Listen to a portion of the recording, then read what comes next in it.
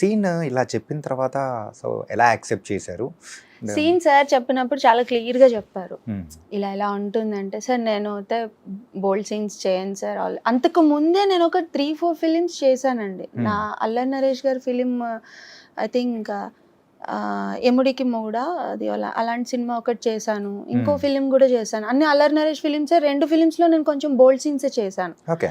So అది అసలు ఎవరికి తెలీదు.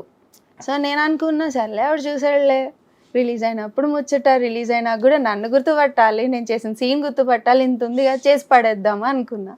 బట్ అదంతా హైప్. బట్ నేను ఎక్స్పెక్ట్ చేశాను, ఎందుకంటే సార్ చెప్పినప్పుడు బ్యాక్గ్రౌండ్ ఇలా ఉంటుంది, ఈ సాంగ్ వస్తుంది, ఈ ప్లే అవుతుంది, ఆయన ఇలా వస్తారు, ఆయన ఈ మూడ్లో వస్తారు, చాలా క్లియర్గా ఎక్స్ప్లెయిన్ చేశారు sir. So I thought like, ఇంకా ఆయన కూడా ఫిజియోథెరపీ డాక్టర్ సందీప్ రెడ్డి వంగ గారు. ఓకే. సో మీరు కూడా ఫిజియోథెరపీ కొంచెం అనిపించింది. సో ఓకే, ఈయనకి ఇంత క్లారిటీగా చెప్తున్నప్పుడు పిక్చరైజేషన్ కూడా అంతే ఉండొచ్చేమో, ఎందుకు చేద్దాము, ఈయన చేసాం కదా ఇంకోటి చేద్దాం అని చెప్పి చేస్తాను అంతే. ఓకే. బట్ చాలా బాగా వెళ్ళిపోయింది. ఓకే.